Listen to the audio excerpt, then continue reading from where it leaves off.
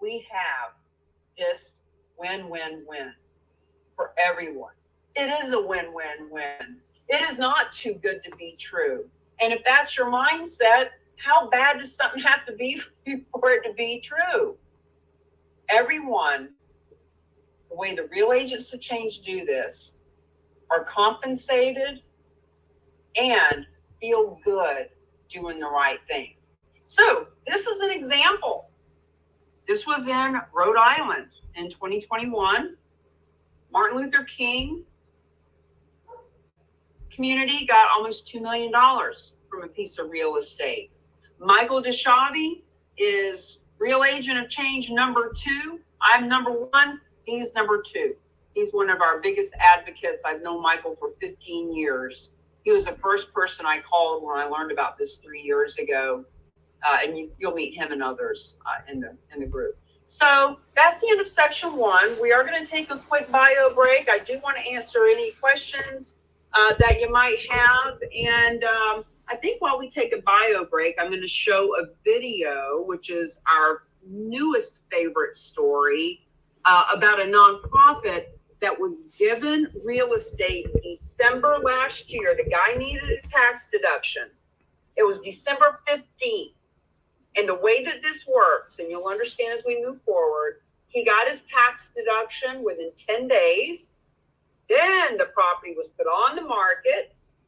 And when it was on the market, our team called that nonprofit, said, hey, when this real estate sells, you're going to get about $400,000. We want you to be prepared for that. And they said, well, what?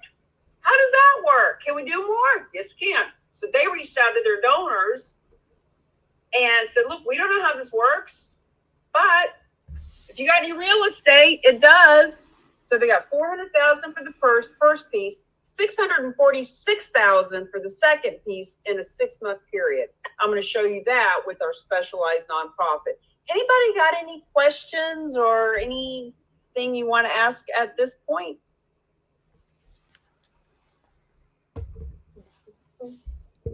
All right, I'm going to play this video. It's 11:54.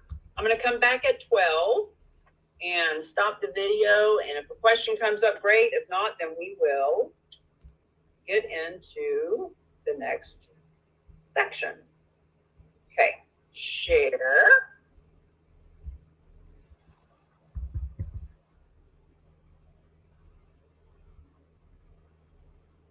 Do you know what they were saying to the,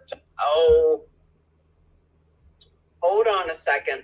Oh, their donors, do you know? Let me go get it in my YouTube channel. So as long as you're watching, if you go to my,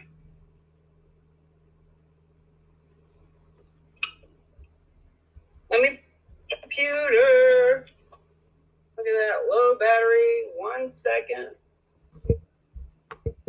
YouTube.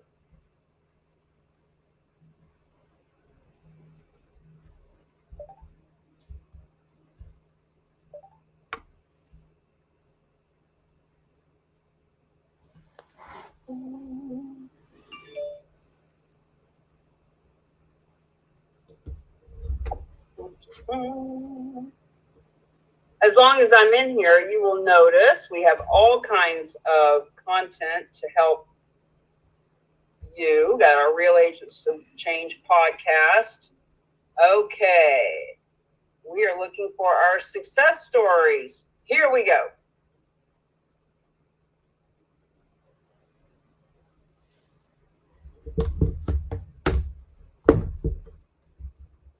It will start playing as soon as we start talking.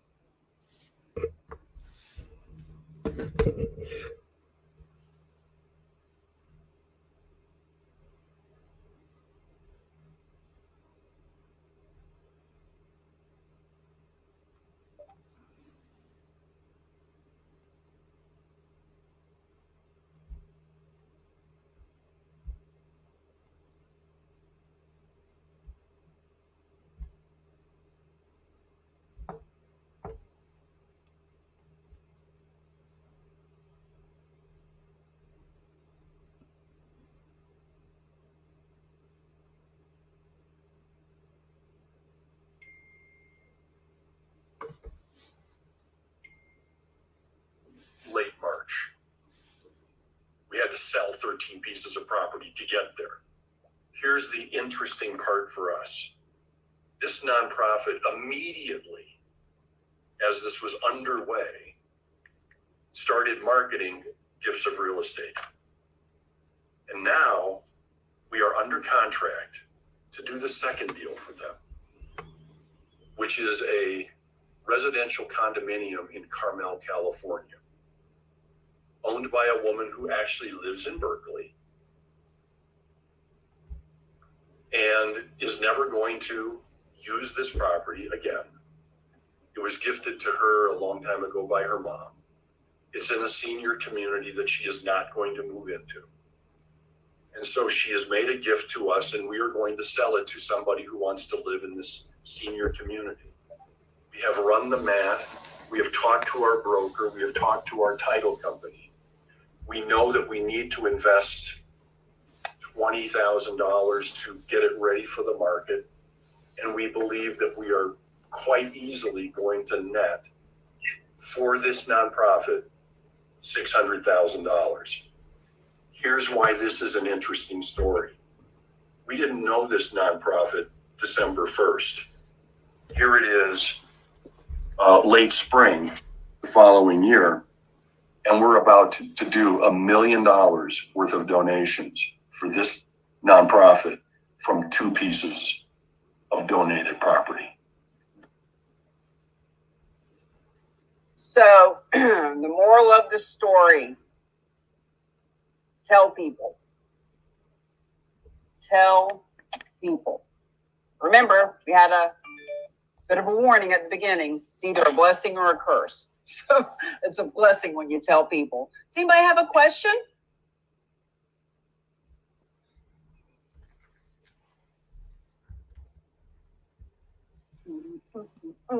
Did anybody have any questions? Well, you got any input? I know this is your 3rd time to the class with 47 years of real estate experience. Anybody on the stage have any questions? Better every time. I keep taking more notes. It's amazing. Raise your hand if you want to come up on stage and ask a question. I think what Alan just put up there, is true. Is the cash that's in the net worth of Americans is 3% of their net worth is in cash. 43% of their net worth is from real estate. It's a lot easier for them to give some real estate than it is for them to part with their cash. Amen. Bo, I would love for you to connect with Barbara Petrella. You guys just message over on the side. I see Kidder is Dave Kidder. That's another realtor who's a friend of Bo's. You guys want to connect with Barbara. Barbara is eXp commercial agent, and also Sam Silver, the one that says takethefunding.com. I want you guys to get to know each other because there's a lot of synergy here, a lot of referrals that can happen. Okay, I'm going to go ahead and jump into section number 2 then, and feel free to. Sorry, Carrie, can I interrupt? Sure. Sorry, I'm sorry if I missed it. How are you? And thank you for this wonderful session. How do we get the book? How do we get the what? The book. The book. Oh. Yeah, the real estate is hot, fundraising is not. Actually, if you want to send me either a message here. Alan, can you please put my cell phone number and my email address? And the book is $25 and $5 shipping, and we'll send you our PayPal link. You can go to Amazon to get it, but if you go to Amazon, it's just coming from me anyway. So let's just bypass Amazon, and I'll autograph it and get you a card and all that stuff. Perfect, thank you. You're welcome. All right, screen. And by the way, we're going to start doing some a book review as we get the book out to another 50 or so people. We're going to do a weekly book review. There's Sam holding his book up. Bo said he couldn't put it down. So we're going to start reviewing it because it truly is a step-by-step key to what we're doing. Okay.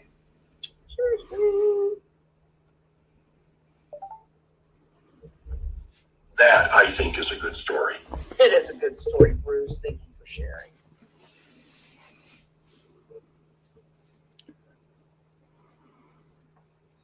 Okay, section 2. Without further ado, you're going to learn about the third way. So, third way that a donor can benefit a nonprofit from a gift of real estate. The Real Agents of Change have a team of experts that take this on risk-free. So the nonprofits that are going to benefit, let's stick with our story. We got a church up in Washington State, and we got a condo in Florida. That nonprofit in Washington State never takes title, so there's no risk.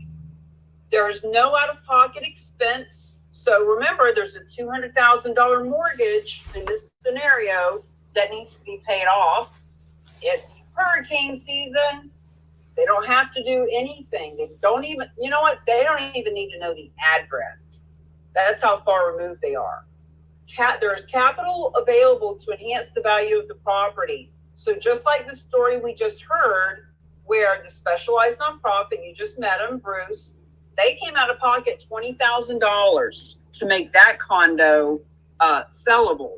And there's plenty of capital for that. There's this other thing called bargain sales. You're going to learn about it as we go along today. A bargain sale simply means that if there's a mortgage, if the donor wants cash back, I'm going to say that 2 more times because people always ask this question. The donor does not need to donate the full amount of the property. So this condo in Florida, it's got $1 million appraisal. It's got a $200,000 mortgage, and they say, the donor says, you know what, I love my church in Washington. I love them, but I don't love them that much. I want to get $200,000 in my own pocket because little Billy wants to go to college and I want to take a trip. So a bargain sale is when any money exchanges hands for that property for any reason. Donor receives the full array of tax benefits. So in this third way, remember in that story, that donor that Bruce was just talking about wanted a tax deduction immediately, and he got it within 10-15 days. The nonprofit world receives the maximum donation because Uncle Sam is getting the least amount, so the nonprofit world is getting more than they would the first or the second way. And 100% of nonprofits are eligible for this program, meaning it doesn't matter how big or how small. It doesn't matter where the real estate is in this country and in some cases in the world. And it doesn't matter what nonprofit it is, as long as they are a 501c3 or partnered with a 501c3, because sometimes that comes up. This is the win-win-win way. And let's continue and you'll understand. So first of all, there are 3 key stakeholders in a donation of real estate. First and foremost are the donors. And the donors can be a corporation or private individuals. We would suggest that you start with the donors you've already got. You know, don't worry about the corporations. They don't give as much as the individuals do anyway. So there's donors, there's advisors. So when we use the word advisor, think of it as anyone that would advise someone on real estate. So not only is that a realtor, it is a financial advisor, it is a wealth manager, it is a CPA, a real estate attorney, insurance brokers, any advisor who could advise a property owner that this is an option. And of course, there's the nonprofits themselves, which include public charities, donor advice fund, which you're going to be learning about here in a little bit. So this image here is why I call this the triangle of trust, because all of these folks are working in a trusted environment. Now, the donors are a yes, meaning donors want to donate real estate. One of the things I love about this, keeping in mind that history of all that door knocking and cold calling and expireds and just all of that, talking to people that maybe didn't really need or want to talk to me. It was so good to learn about something that we can talk to people and not sell them or convince them on this. There's no selling or convincing going on. The donors are a yes. They just need to know it's an option. The advisory community is a yes, meaning, of course, when they know that this is an option for them and their clients and their ability to build business and show up as the hero in their community, hell yeah. They're a yes. They want to learn more about this. They want to help facilitate these transactions. Guess what? It is the nonprofits that have been the no to real estate, and for very good reason. They've got to say no. It's too complicated. It's too risky. They don't have the money. They don't have the expertise. They don't want to drift off mission. They've heard of bad experiences. They've got it written in their gift acceptance policies. They are the no. They've been the ones that have been blocking it. And they say things like, you know, we took a gift of real estate a long time ago. We will never do that again. Or they say things like, well, we will accept real estate with these limited criteria, and it's going to take our board 3 to 6 months to decide if it's a good idea. And oh boy, we won't do it if there's a mortgage to be paid off or there's a roof that needs to be put on. And ultimately, they are just a no to most real estate. It is they that has been blocking the market. So, specialized nonprofit, the video you just watched. Specialized nonprofit. Sorry, I had a quick question. Sure. Can we,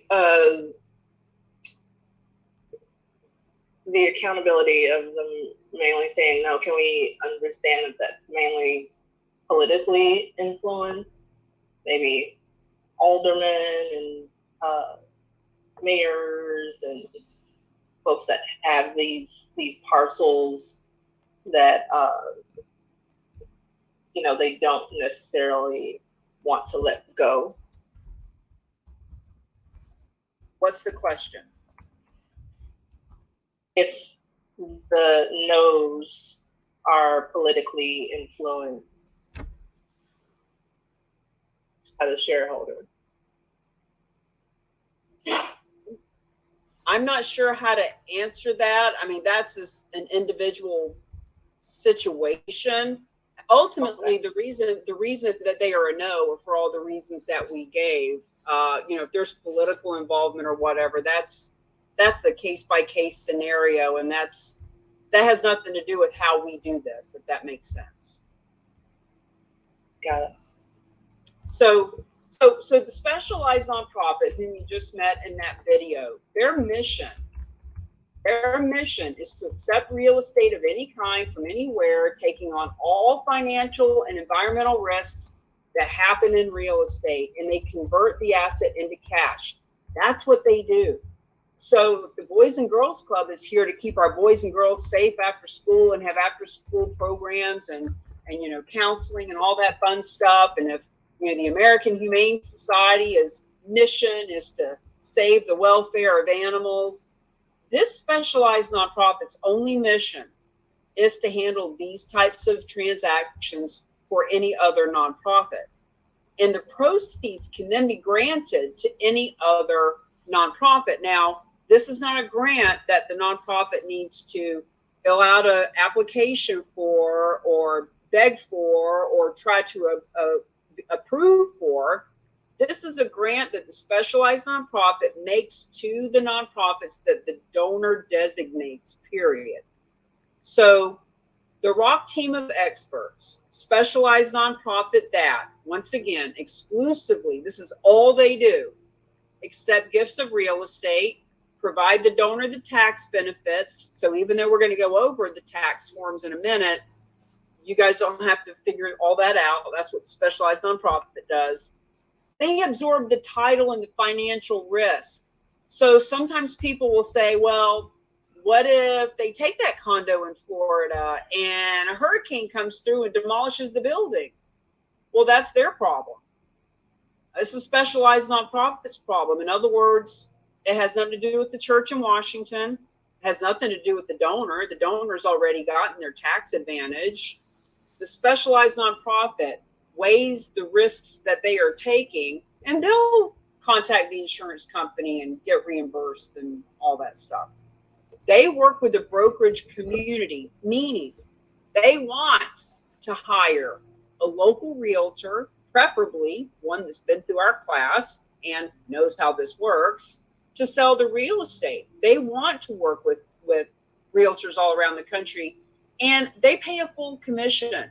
They don't want to negotiate. They don't want to try to, get you to lower your commission. They want to incentivize you to sell this real estate. And then they grant the proceeds, the bulk of the cash proceeds, to the nonprofits that the donor has designated. Specialized nonprofit doesn't take a fee. They get a piece of the donation on the back end. They keep between 2 and 10% of the donation, and on average, it's 5.9%.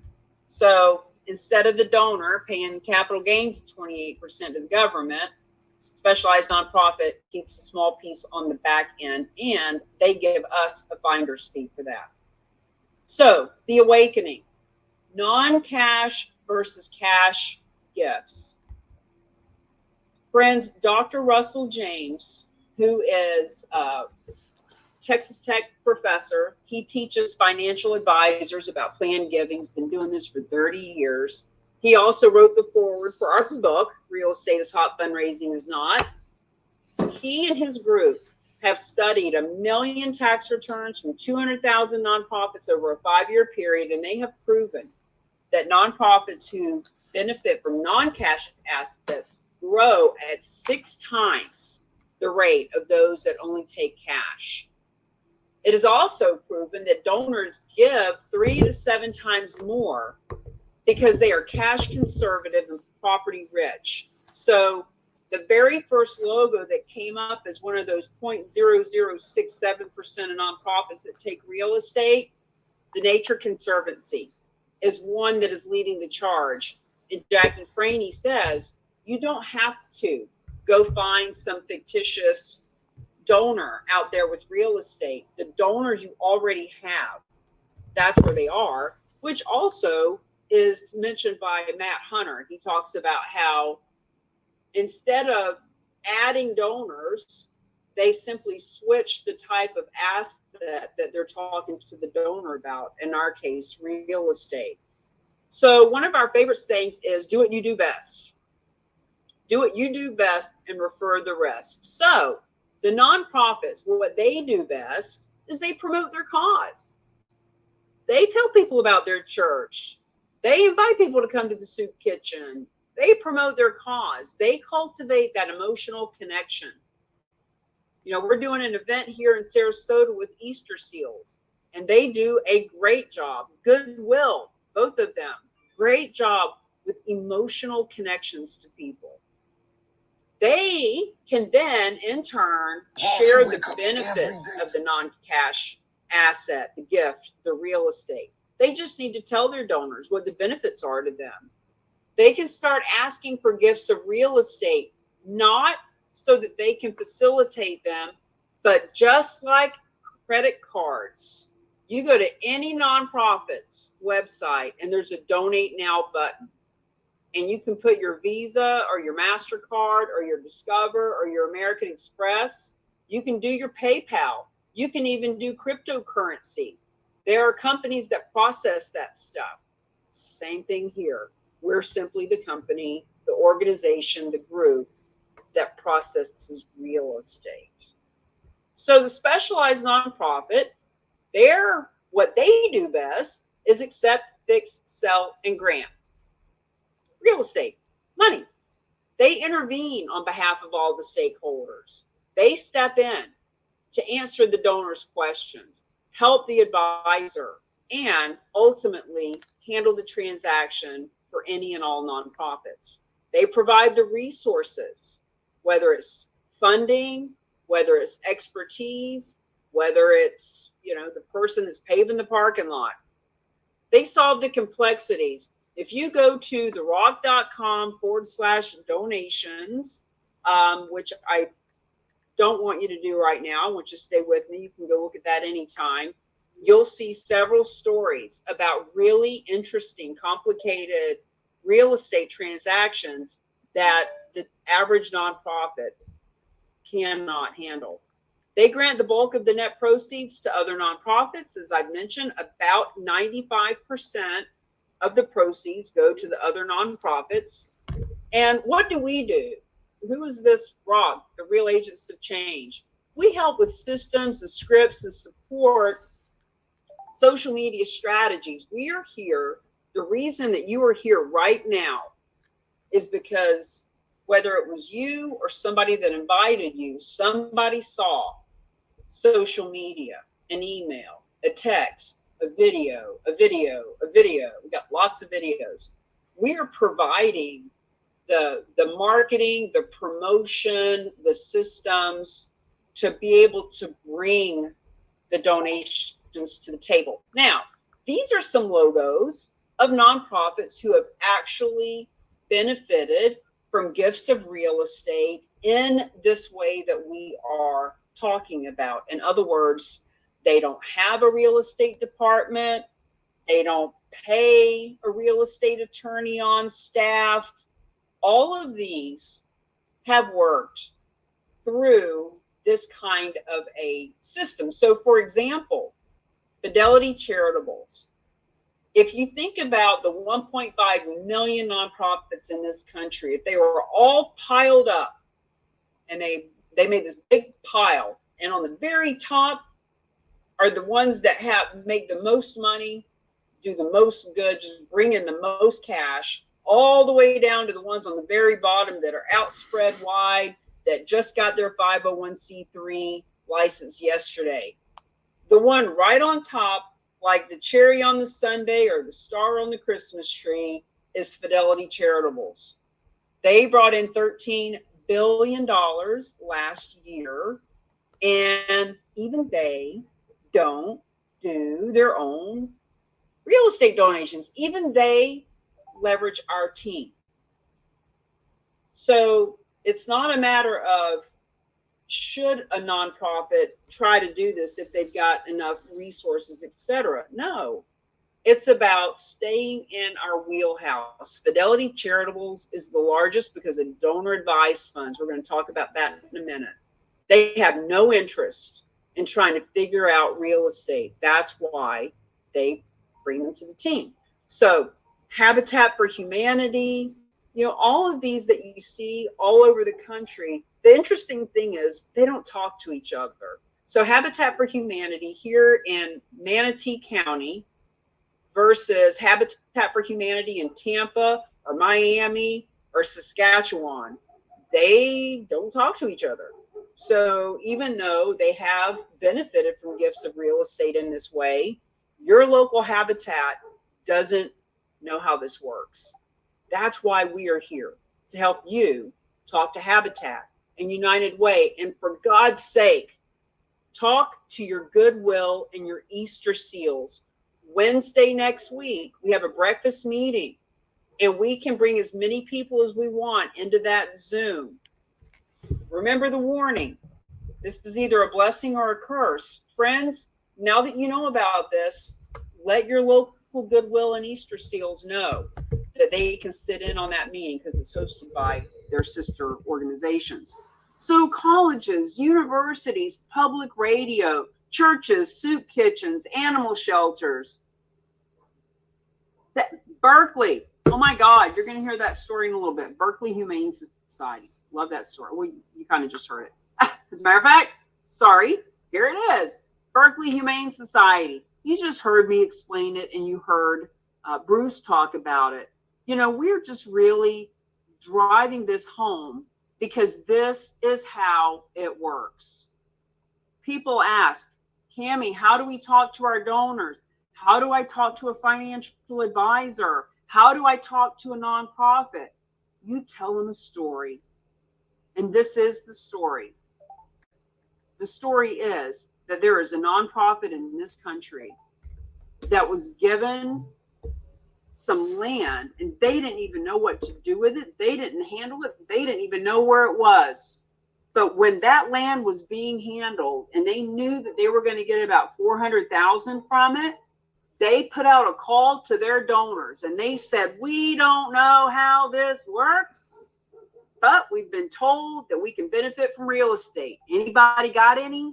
And the woman raised her hand. And that's why over $1 million came to them in just over a 6-month period. That's how it works, my friends. So why specialized nonprofits were created? Here's exactly why. You see, 3% of our wealth as a nation is in cash. Dr. James and I discussed this specifically 3 months ago, and he said it's more like 2.7%. So 2.7% is cash. 43% is in real estate. Been like this for many, many years. No reason to see it change. Everybody knows you want to be wealthy, you invest in real estate. And that's where even the average American, that's where their wealth is. It might even be just in the house they own, but that's where it is. Yet, this pie chart shows that 90% of what nonprofits are bringing in is coming from cash, and only that 2% sliver is coming from real estate. So 474 billion on average is what nonprofits bring in per year. 9 billion of that comes from real estate. So experts say Bruce Geist, Dr. Russell James, Cammie Baker, the Real Agents of Change, we are all letting you know that 2% that's already happening can easily go to 6.5%. And it looks like this. 2%, 9 billion. 6.5%, 29 billion a year. Not one time, not over your lifetime, not for one industry, all of it. We're looking to raise the 9 billion to 29 billion a year. And the fact is, the only way to give this cash to the nonprofit world is to sell the donation of real estate. And the way that we do it, we have no interest in being for sale by owner or trying to get a bargain basement discount realtor. They don't need to do it at a discount because it's nonprofit. We want to give you a full commission to do it. So Gene Frederick is the granddaddy of eXp. Met with him at his palatial estate in Puerto Rico and did an interview. If you go to theroth.com/EXP, Alan, if you'd like to put that in the chat, you can see that interview that we did. Now, here are the benefits specifically to the donors, to the nonprofits, and to the advisors. The donors are avoiding that capital gains tax. They are qualifying for the full deduction from their adjusted gross income. They are preserving liquid assets. What that means is when we are asking donors to give cash, we are asking them to take that cash out of their pocket that is what is funding their lifestyle, going out to eat, taking the kids to go play putt-putt, buying Christmas gifts. So when we can let them just use that cash for their lifestyle, it's a big benefit to them. They can give from their wealth bucket. This helps to eliminate a complex asset from their estate. It simplifies the asset transfer to the next generation, meaning when you think this a couple of steps out, if someone is 60, 65, 70 years old, they've got 3, 5, 10, 20, 100 pieces of real estate around the country, or even if it's only 2 or 3 pieces, their children, in most cases, want an inheritance, but they don't necessarily want to manage a strip mall in Idaho. This helps them to simplify transferring to their kids. They experience the convenience. Guys, there's one of our other favorite stories. Linda, $25 a year to her favorite nonprofit for 32 years. You wouldn't have thought Linda would be a real estate donor, but Linda heard about this from the team. She had a piece of real estate. It was a cabin in the Poconos. And the main reason that Linda donated it, she loved her nonprofit. She'd been giving them $25 a year for 32 years. But really, it was just, here's the keys, here's the deed, take this off my hands. I don't want to deal with it. Take it off my hands. One of their benefits. They can receive that partial cash payment. So you'll hear us talk about the bargain sale a few times. When it comes to donating real estate, it's either a full out donation. Here's the keys, here's the deed, just like Linda did. Just take it, do with it as you will. Just give me the tax deduction. End of story. Or there's money that needs to exchange hands, whether it's a mortgage or whether the donor wants cash out, whether there's any kind of tax lien or what have you. That's called a bargain sale, because in essence, the specialized nonprofit is buying that $1 million condo at a bargain. And it doesn't matter if it's paying off debt or giving them the cash, etc. So these are some of the benefits to the donor, not the least of which is they can actually leave a legacy. Now you might be saying, okay, all right, I get it. These are benefits that I never would have thought about. I get that. But who would donate real estate? Well, people like this. $129 million in real estate donated last year to the nonprofit world. That's who. And, you know, people like Linda, who just had that one extra property. Point is, it's happening, my friends. 80% do it for altruistic reasons. When I first started working with this specialized nonprofit, they said, you know, Kimmy, there's a lot of people out there that do it for the tax benefit, for sure. But the way that we do it, see, anybody that's going to Cars for Kids and all these other places that they can Google and find, they're looking for tax benefits. But the people that we work with tend to do it because they want their favorite nonprofit to get the proceeds. And remember, because it's $9 billion a year and it's $550,000 per donation, it's happening. It's just a matter of, will it happen for your community? Will you be the voice of reason for them? So either way, what you need to know is these donors want to do it. They are grateful you informed them. They will be eager to learn more. You cannot convince someone to donate real estate. You can't sell them on the idea. And if you could, we wouldn't want to be a part of that. We like knowing that the people we work with want to do it, and they're grateful that we gave them an option. So where do you find these people? Where do you find them? The fact is, you know them, and the people you know knows them. I need to add to this screen.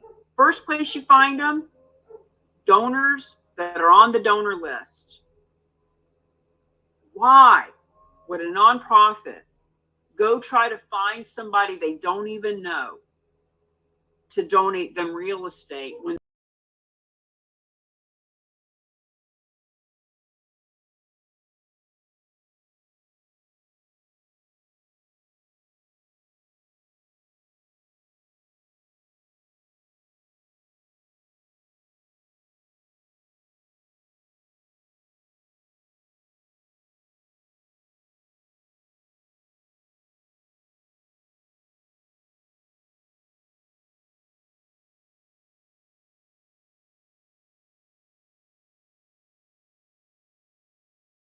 informed? And third place, just to keep it simple for now, as everybody else that will learn about it because you did a Facebook Live, or because you invited them to this presentation, or because the Chamber of Commerce has you come speak about it. So, benefits to the nonprofits.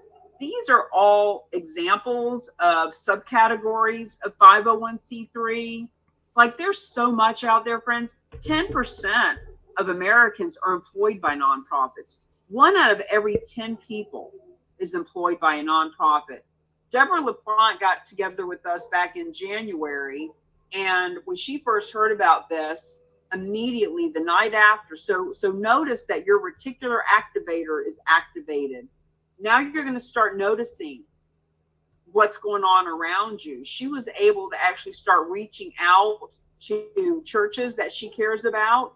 She says, I can't wait to see the impact from these initial efforts for years to come. See, this is about creating pipelines that start with some simple education. So nonprofits can receive the benefits of gifts of real estate, but avoid the risk and liability. So unlike the second way, where it's all risk and liability, the way we do it, 0. The nonprofit can embrace their donors' best interests. See, these donors are wanting to leave legacy. They're just cash conservative and property rich. Strengthen the relationships with the donors by tapping into their wealth bucket, not their income bucket. Every time a nonprofit does another fundraiser and they're asking for raffle tickets and golf tournaments and to buy a stale cookie from the bake sale, they are just doing what everybody else is doing, begging for cash. Give these donors the option to give from their wealth bucket. They can grow their endowments at 6 times the rate of if they were only taking cash. They can receive 3 to 7 times more from the donors they already have, from the donors they already have, from the donors they already have. And expand the number of major gifts without adding new names, once again, from the donors they already have. And of course, you know, from their realtor and financial advisor friends. But the point is, they want to start with the people that already love them. Now, let's talk about our advisor friends for a minute. Real estate brokers specifically, become an advisor. Everybody knows 10, 12, 15 real estate agents, and they all look and sound the same at the networking event and the Zooms. They all say real estate agent. I'm the best realtor. I give the best service. Reach out to me. I'm the best in the business. Over and over and over. When the realtor can be the advisor to the wealthy, the person who helps people give smarter, the conduit between the community and the causes to create wealth for generations to come, that's a different conversation. Switch the focus to a seller not emotionally attached to the property. If you're a real estate agent, you've been in the business for a year, you've had the situation where you're working with John and Mary and they've got 4 kids, and every kid wants to tell you how you should do your job. And everybody's emotional about it, and everybody wants to tell you to have an open house, and your price is too low, and your commission is too high, and everything else. See, when that family, when John and Mary donate that real estate to the specialized nonprofit is your seller. They are hiring you, and they're not emotionally attached. They're savvy, and they're giving you a full commission. Now, financial advisors. Real estate is a hard asset that a financial advisor cannot manage, and therefore they make no money off of real estate. When we can show them how easy it can be to move that hard asset, that $1 million condo, we could show the financial advisor how to move that money into a donor advised fund, and they can make money on that. They also can preserve the next generation of clients, because John and Mary have been working with this financial advisor for 30 years. But now little Billy and little Alice, they may just take the money and go someplace else. But when it's all been easily put into a donor advised fund to make it simple to just transfer that wealth, it helps the financial advisor. And ultimately, all advisors and any other businesses. We have a woman in Colorado who is a therapist. She's got nothing to do with real estate or financial advisors or even nonprofit herself, but she works with a lot of nonprofits. Nonprofits hire her to do therapy with horses and things with their clients. She's a certified charitable real estate specialist because it gives her a way to make money while she's making a difference. Becoming proactive. When people say, I'll put it on the website and let's see what happens. We have, one of the nonprofits starts with a P. Anyway, one of the nonprofits, it'll come to me in a minute, put this on their website over a year ago that they can't accept gifts of real estate. But that's all they ever did. They didn't call anybody. They didn't talk to any realtor. They're waiting to react. Reacting versus being proactive. Friends, we want to help you become proactive and reach out and communicate with people. Strengthen those relationships. Gain access to new clients, to new donors. Leverage this marketing. We've got 60 interviews in that YouTube playlist that I just showed you a little bit ago that you can share. Start sharing some of these success stories right away. So, financial advisors. Remember, we picked up our pen and paper about an hour and a half ago when we got started, and we said 65% of major gifts come from financial advisors. Let's talk about our financial advisor friends for a minute and what they love the best, which are the donor advised funds. Now, nonprofits might say, well, wait a minute. I want my church. I want my animal rescue.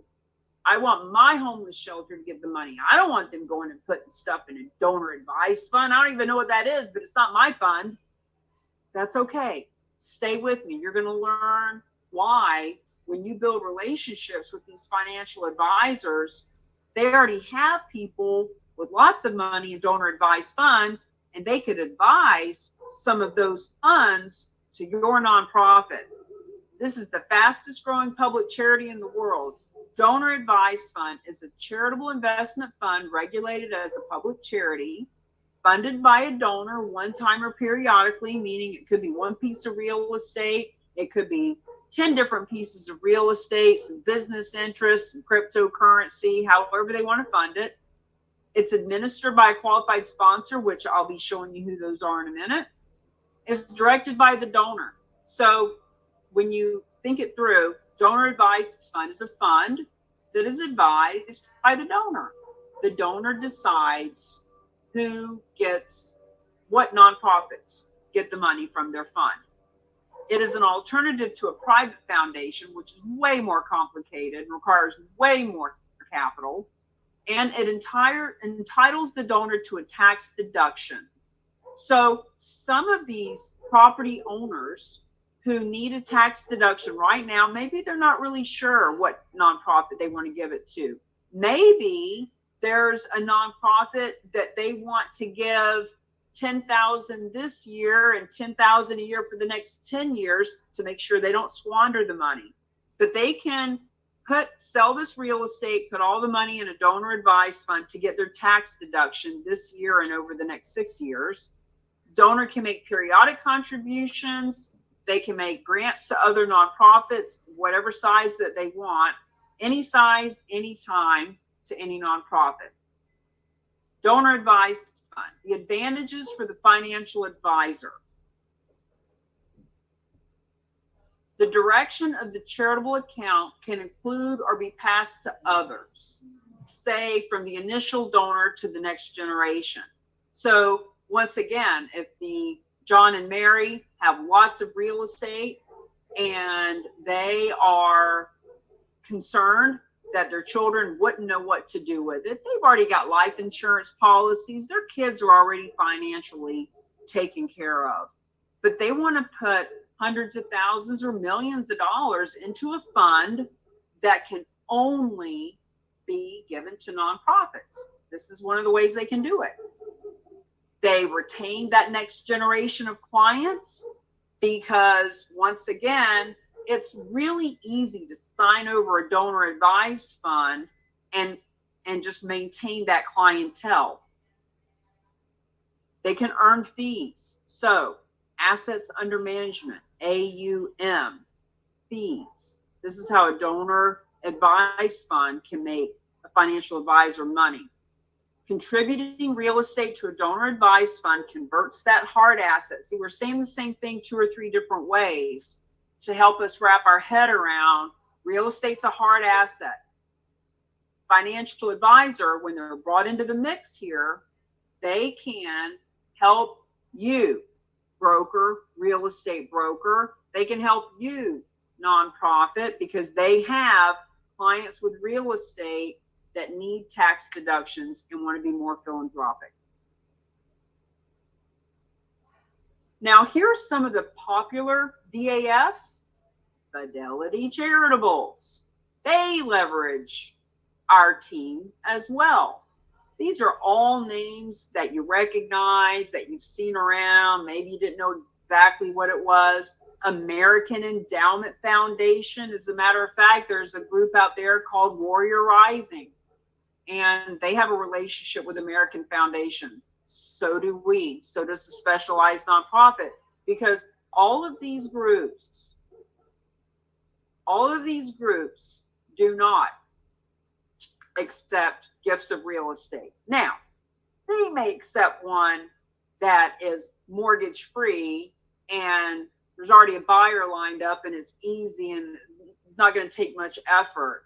But when you go to the rock.com/donations, of those 10 case studies, at least 4, if not 5 of them are related to donor advised funds. Because once again, if 65% of these donations come from a financial advisor, doesn't it make sense that half of what we're talking about came from donor advised funds, financial advisors?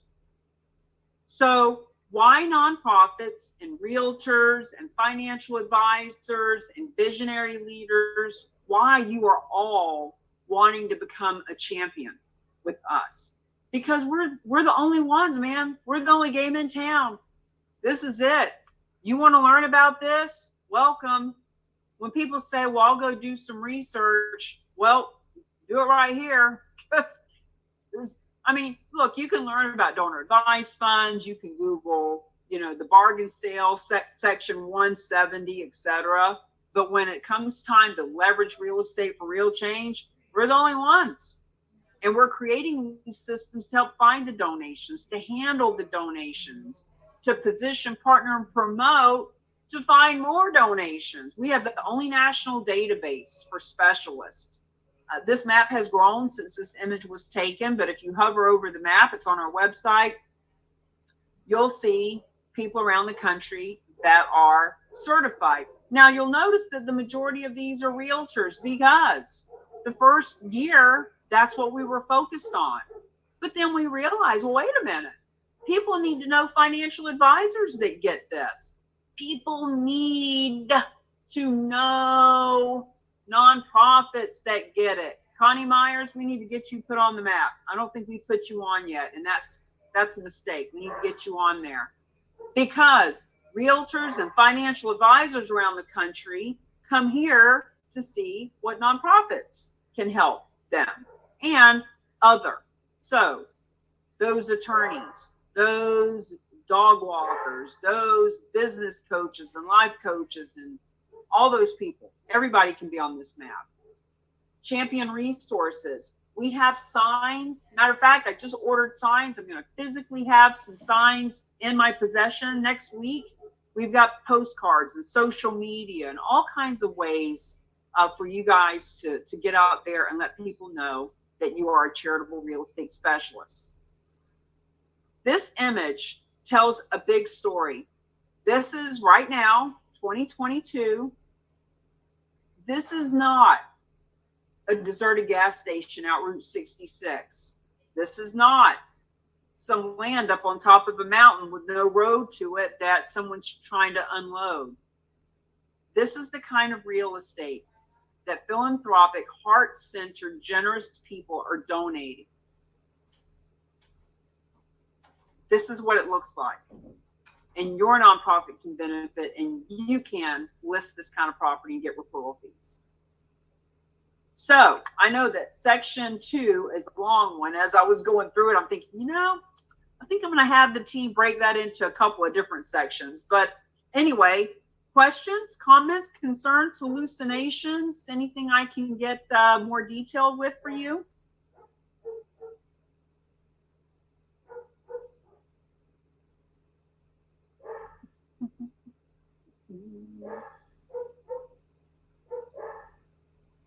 All right. Well, it is. Kimmy, I do have a question. I know. Sorry, jumping in on you here. Yeah. How do we? You mentioned having being able to have the conversation with, whether it be a nonprofit, whether it be a financial advisor or the like, for that. Who is the resource? Is there a video? Do you do training specifically targeted at them that we can invite to? What path should we go there? Let me ask you a question, Nikki. Why would you want to talk to them? What's in it for you? What's your I'm a realtor here in Maine. I also sit on the board of my church for fundraising, and there has been some discussion there about more of a legacy kind of donation, and we have recently received one. Somebody put a great deal of money in our account if we can match it. So the conversation is open, and but I had a conversation with my own financial planner several months ago and just asked, hey, what do you know about this? And he was open to having further discussions, but I really didn't know how to take it to the next step. Good for you. Now notice, guys, I could have given just a blanket statement, but the fact is, it depends. What are you going to say? It depends, right? It depends on, is it a church that you know and love and you sit on their board, or are you wanting to go send an email to 8,000 of them, right? It's a whole different. So, Nikki, for you, what I would say to you is that you have just a personal conversation, letting them know, hey, church members, hey, board members, hey, fellow fundraising committee folks, I found it. I found a way that we can bring in the funding we've been talking about. And so we've got videos. You can send them to therock.com/101. Alan, if you can please put that, I knew you'd have it ready. I want to encourage you and all of you, don't just send out videos and let somebody try to figure it out and think that their mind's going to be blown and they're going to be beating your door down. People are busy. People have priorities. They don't know what they don't know. They don't know what they don't know. So please, in the very beginning, talk to your warm market. You have a relationship with them. You sit on the fundraising committee, so you can let them know, hey, I've got a moral obligation to let you guys know churches just like ours have been getting funded all over the country. Tens of thousands, hundreds of thousands of dollars. Been happening for 100 years, and I just learned about it. Let's talk with this lady. Let's sit in on a live presentation. So for example, Nikki, this Sunday, September 25th at 1 p.m. Pacific, 4 p.m. Eastern, I'm doing a presentation for one of our Real Agents of Change who has a church in California. And they have a congregation that holds about 300 people in the room. And she has let her church know after service on Sunday, we're going to live stream Cammie in, going to do a video chat, Zoom. I'm going to do the 101 presentation, nonprofit focused. And she's also inviting, there's 13,000 nonprofits in Sacramento County. And her church wants to help the community. So she's invited other nonprofits to come sit in. She's invited her real estate investor group to sit in. She's invited the donors at the church, other real estate agents, and we are inviting people just like you, sit in, bring your church. Hey, let's sit in on this thing. Let's see what this church in California is doing. Maybe we'll do one of these for ourselves.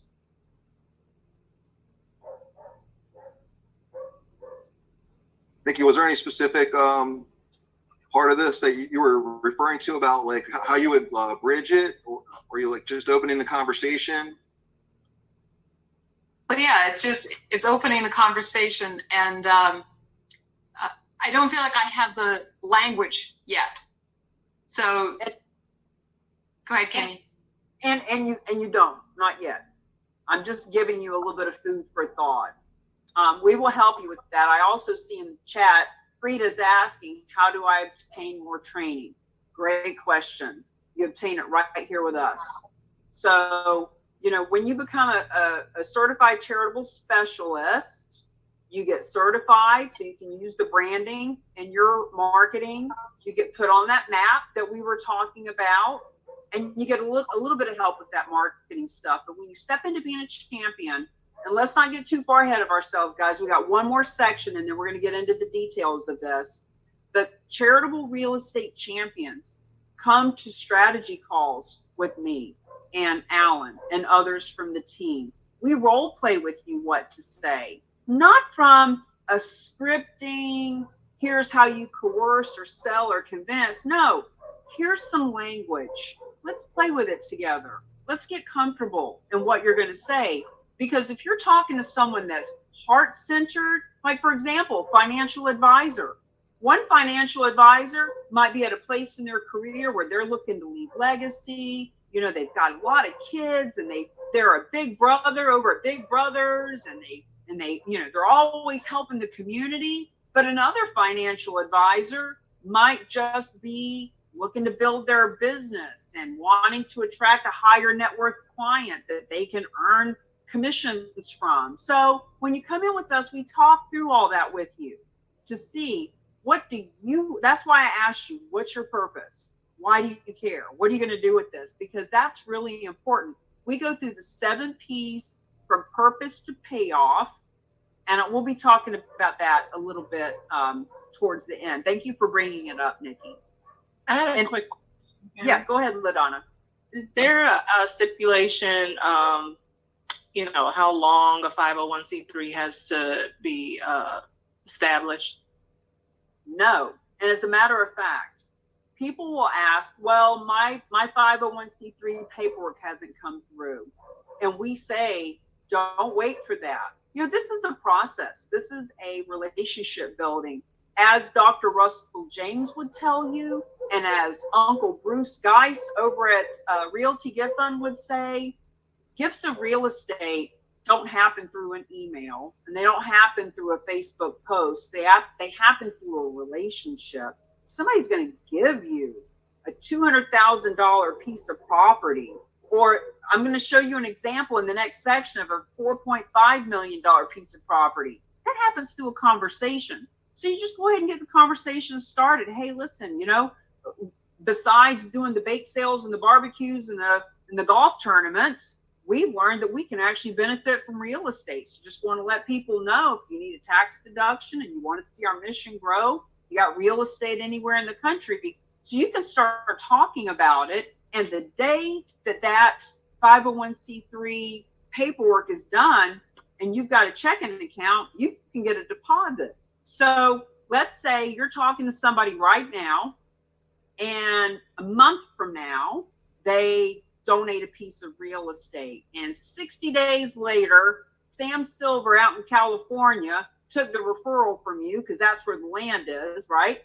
And when it closes, the specialized nonprofit can actually hold the $800,000 in proceeds in their donor advised fund. And when that nonprofit has its 501c3, it could be next year. It could be 18 months from now. And then they get the money that came from it. So in other words, we have ways of being able to hold the money until the nonprofit's ready, or the person who's getting their 501c3 could partner with another 501c3 that holds the money for them. So there's a lot of creative ways to get around that.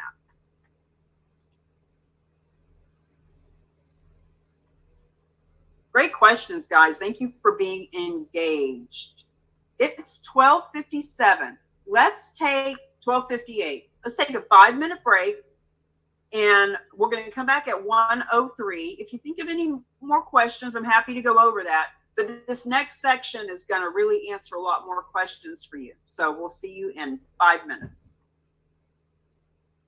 Yeah, Nikki, I just sent you a message, but we have access. We have a weekly, I want everyone to know this. We have a weekly Zoom every Wednesday at 12 o'clock Eastern time, where we have, it's just an open Q&A for people that have never heard about it and maybe watched the video, or for regular champions who've been involved since day one.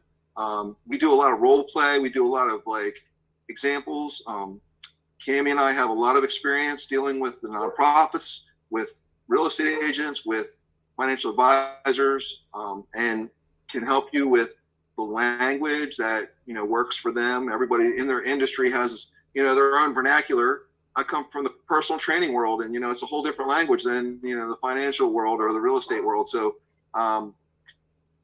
but we want to be accessible and help get you up to speed to where you can feel confident. It took me fully engaged deeply a good 3 months till I was really comfortable bringing it up and being able to answer a couple of questions without tripping over myself and looking confused. Because you know how, you know, I know, look, I came into this with no real estate experience, and you know, as with a big heart that just wants to help, and that'll carry you a long way, really. If you really care, if you're sincere about your purpose, it's going to show, and it's going to be more important than, you know, having yourself all spit and polished. But I've stumbled over it a lot, and got me to the point where, you know, it's just doing it, like reaching out to people, talking to people, answering questions, reaching out to another person, talking to them, answering questions, but having it geared towards around when it's what's in it for them. You know, when I talk to the nonprofits, I'm all about listening. You know, you can access a form of funding that you're ignoring right now to your detriment, you know, and I want to just open up this pipeline so that you can access this. When I'm talking to real estate agents, it's more about, hey, you know, 2 things. Look, you can make full commission, and going forward, after you do list one, think about what that's going to do for your career. You list a property that sells for $1 million, you know, 600,000 of it goes to a nonprofit that you're working with. Now you market yourself as someone who's bringing millions of dollars into your community through your real estate efforts. So, and that's going to separate yourself in a competitive marketplace.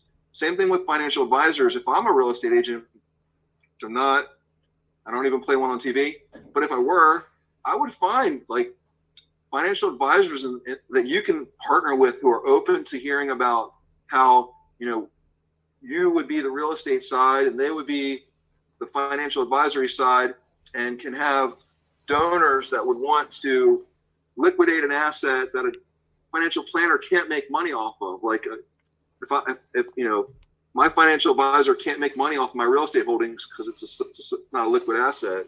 But if I were to convert it to capital and put that money in a donor advised fund, now I can just decide where to distribute the money to whatever nonprofit I want it to go to, and more importantly, for the financial advisor, they can make money off of that holdings. It's an interest-bearing account they actually manage and can make money off of.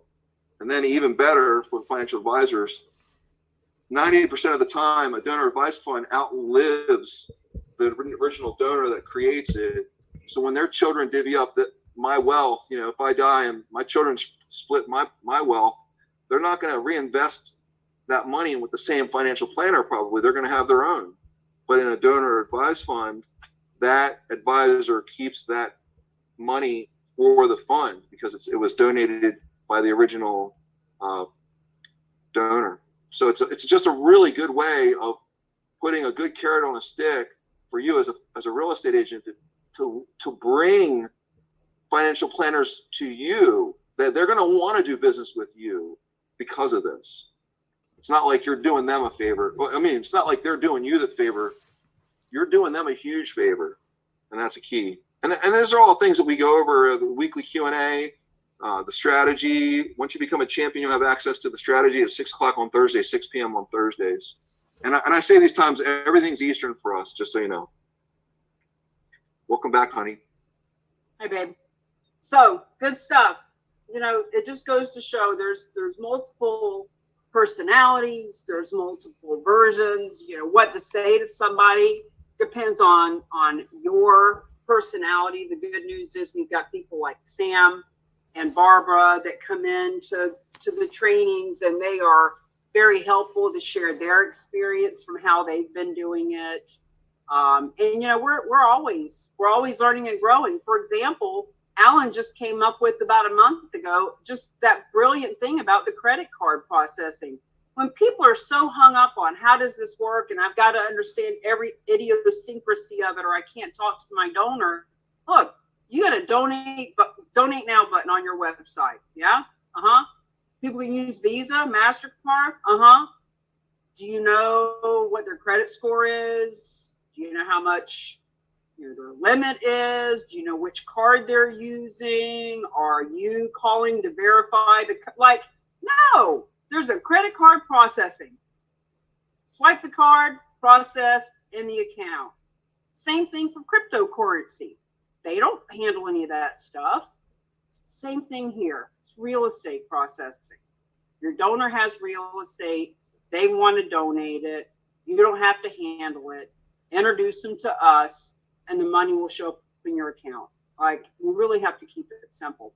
Okay, guys, it is 1:04. I want to respect everyone's time and bang through this next presentation. And this will either answer a lot more questions for you or give you even more. And either way, we're here as long as you need us to be. So, sharing the screen. I had a really quick comment, Cammie. Sure, go ahead. You know, there's just so many reasons why we step into this sort of niche. But I gotta tell you, the title of the book was what really caught me. Real estate is hot, fundraising is not, because oftentimes I see organizations run around like chickens with their heads cut off, trying to raise funds. And it really doesn't have to be, you know, that traumatic to try to raise funds. So yeah, this is pretty incredible. Well, thank you for saying so. And you know, when we say real estate is hot, fundraising is not, sometimes people think we mean because of what's going on in the marketplace right now. But real estate, no matter what city or state or year or market we're in, today, 5 years from now, 50 years from now, real estate will always be a better way to fund a nonprofit than any fundraiser, because 3% cash, 43% of wealth in real estate. So we've just simply taken on this gift given by the universe to bring this to the world, to educate people. And it is a pipeline that will live long after we're all gone. And in the book, you'll hear the analogy of bucket carrying versus pipeline creation. Every fundraiser is another bucket of cash. It's another bucket of cash. It's another bucket, just like water. You're thirsty, you go get a bucket. But when we can create a pipeline, then that will feed the village for a long time. Thank you for saying so, LaDonna. I appreciate you. Okay. I love it when people are here and they get what we're doing. Section 3, let's get into what qualifies. What qualifies as a donation of real estate, and what are some of the do's and the don'ts in the paperwork? So most questions that I get asked, if you think it out a couple of steps, you can really answer it for yourself a little bit. So The canned answer to what qualifies is number one, no timeshare. Number two, there has to be equity or there's nothing to donate. And number three, it's got to be marketable, meaning it needs to be sellable. It needs to be something that someone would want to buy very quickly. So the thought of, oh, this is property people want to unload, so they just give it to a nonprofit so they don't have to deal with it. Well, if it was the second way, that might be the case. An uneducated nonprofit might get excited about that 50 acres for free until they find out that it's contaminated and landlocked and all the other things. So the way we do it, the third way, the win-win-win way, here's what qualifies. Examples, anything residential, anything. So there are primary residents. That's why we love showing that image of that $7.5 million house. That's a primary residence, right? It's not something somebody's trying to unload. Second homes like Linda's, the cabin in the Pocono. Investment properties like that 2-family that we saw for $1.7 million to the Martin Luther King Foundation. Any kind of commercial. So side caveat, the average donation from residential is $550,000 to $600,000. The average donation from commercial is $900,000 and up.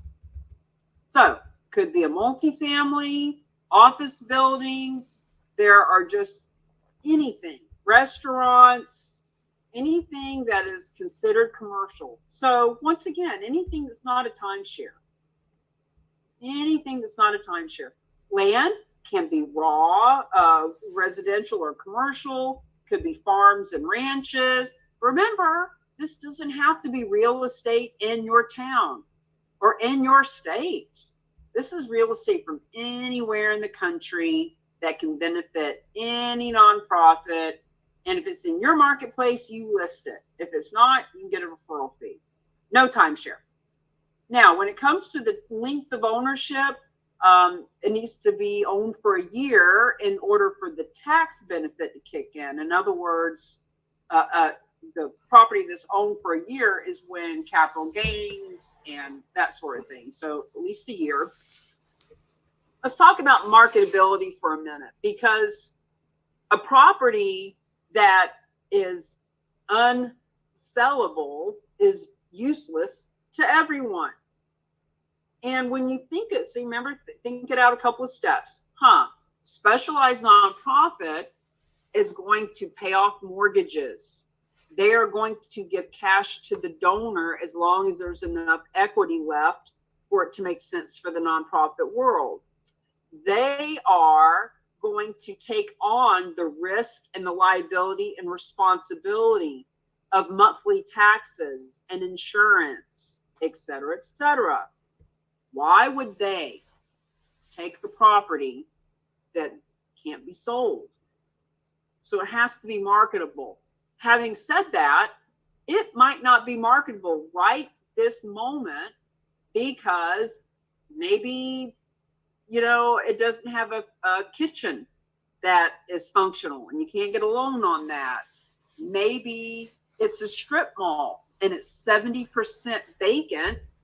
And right now it's hard to sell, but if they had that anchor tenant that the specialized nonprofit knows how to facilitate, now it's marketable.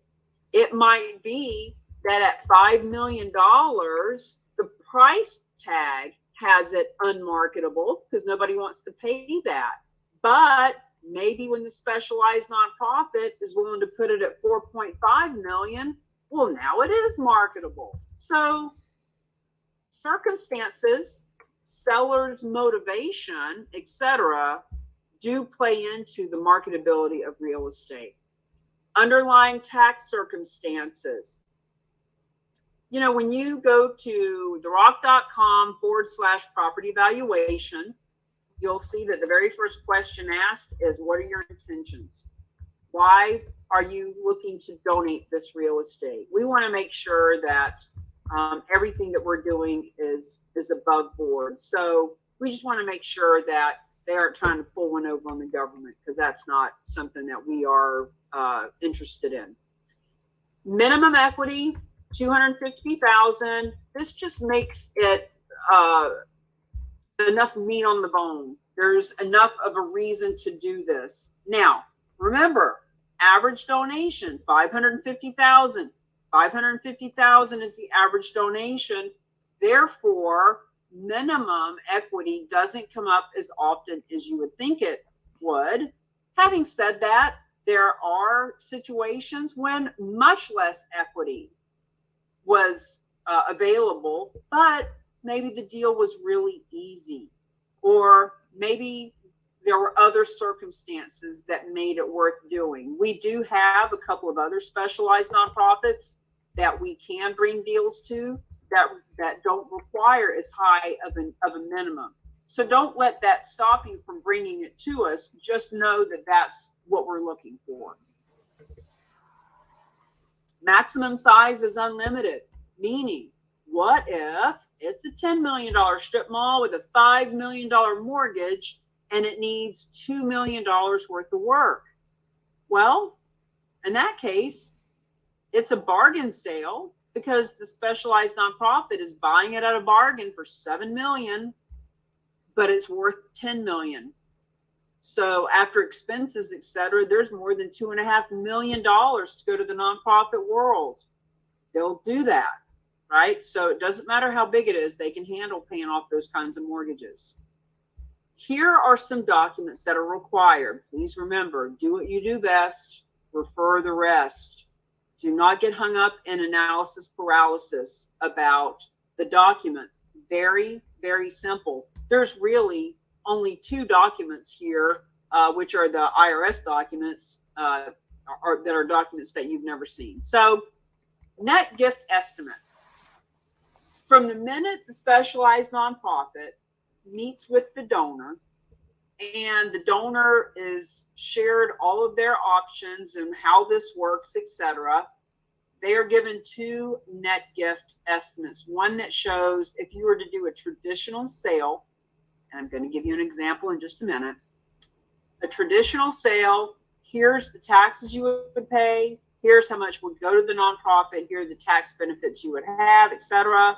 And here's what it would look like if you did the donation or the bargain sale. Once they decide, yep, this makes sense for me, then that net gift estimate follows through the whole transaction. What if the appraisal ends up being $2,000 instead of $1,000? What if, oh look, there's a $25,000 roof that needs to be put on? In other words, the net gift estimate is always an ever-changing document that keeps everybody abreast of what's going on.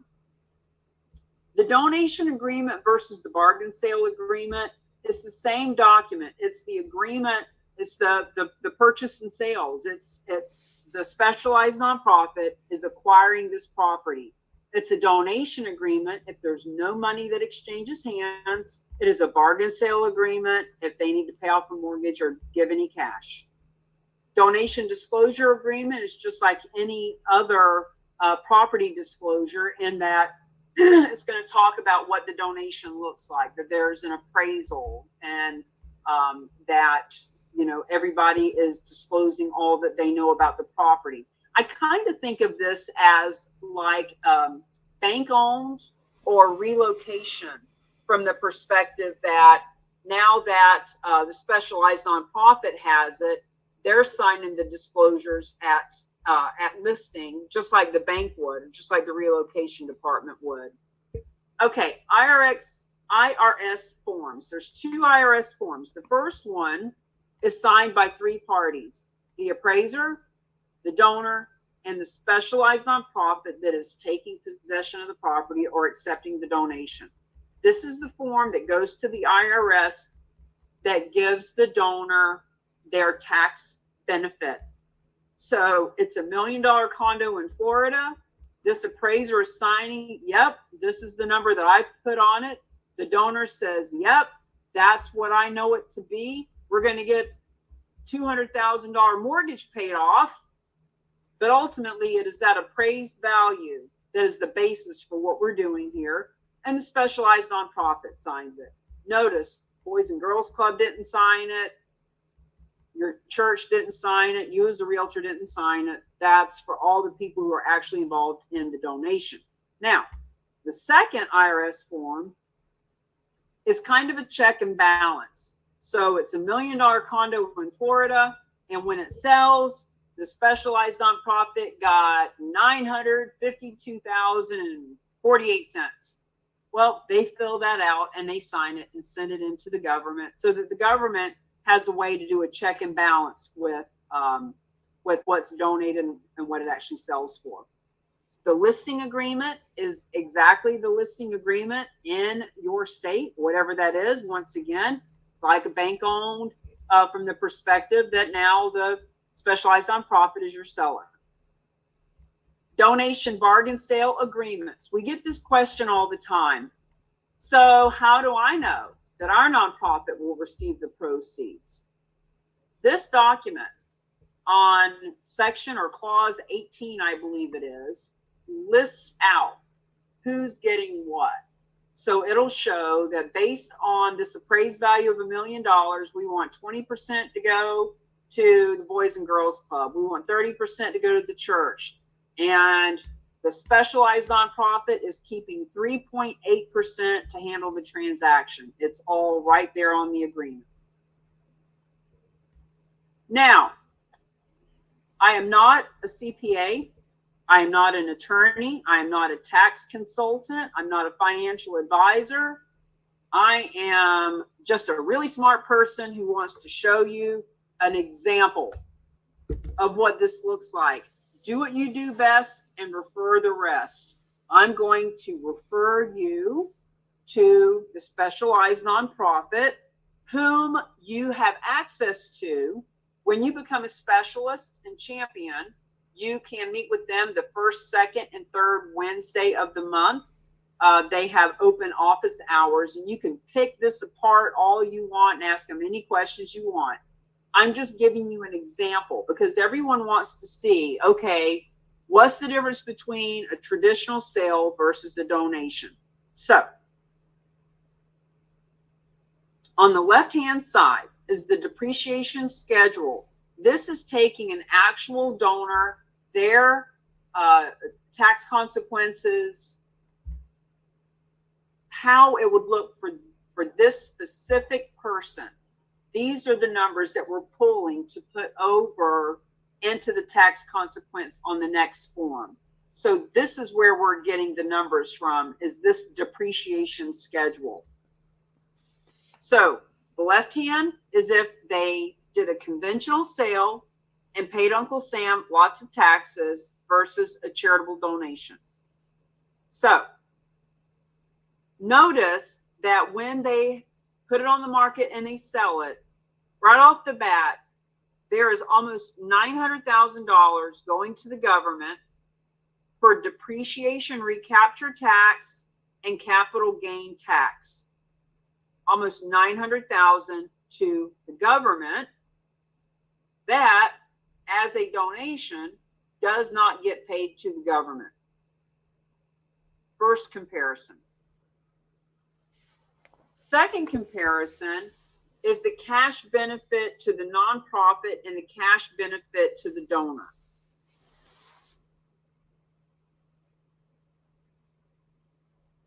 So the nonprofit in this first example is only getting $3.3 million because that 900 something went to the government.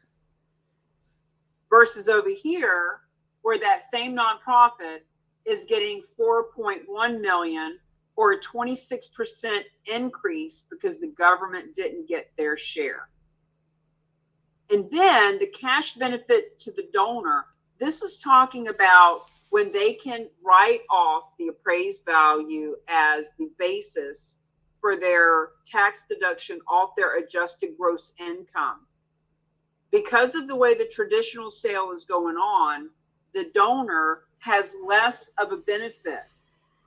they are not able to write off as much. In this scenario, they're only writing off that 3.3 million because that was the actual donation from a conventional sale. Whereas over here to the right, they're actually writing off the full 4.5 million. So they are actually writing off 26% more. So the total cash benefit of a traditional sale of this $4.5 million property is 4.8 million. This is what we call charitable leverage, because now this same property has increased by 29.7% value, because this is a bigger benefit to the donor and to the nonprofit by 29% overall. So I'm going to stop here for just a second. And if you have a question that I can answer, I will. And if I can't answer it, I'm going to suggest that you speak to a financial advisor, or you come speak to Realty Gift Fund about this. But I also want to finish this comment by saying, if you get hung up in analysis paralysis, you're never going to do anything with this anyway. Do what you do best and refer the rest. As a real estate agent or as a nonprofit, we don't need to understand how this works as much as the financial advisory people do. Question?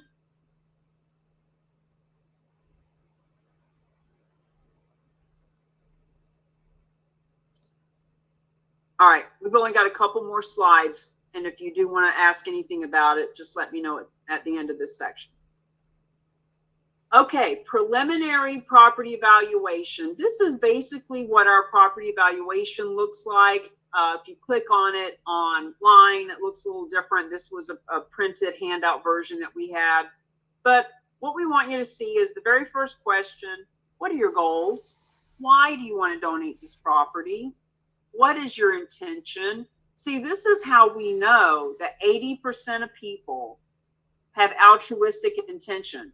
They might write something here like, well, my father was a veteran and I watched how the veteran causes suffer and struggle. I've been blessed. I want this property to go help veterans. It might be, my church saved my life and I want my church to be able to save other people's lives. And it might say something like, well, my brother's an appraiser and I think my brother will give me $1 million appraisal, even though we can only sell it for 300,000. Nope, we're not doing that. So that's why we ask this question. And then of course, just the basic questions that any of us would ask a property owner. How much is it worth? Do you have any outstanding debt?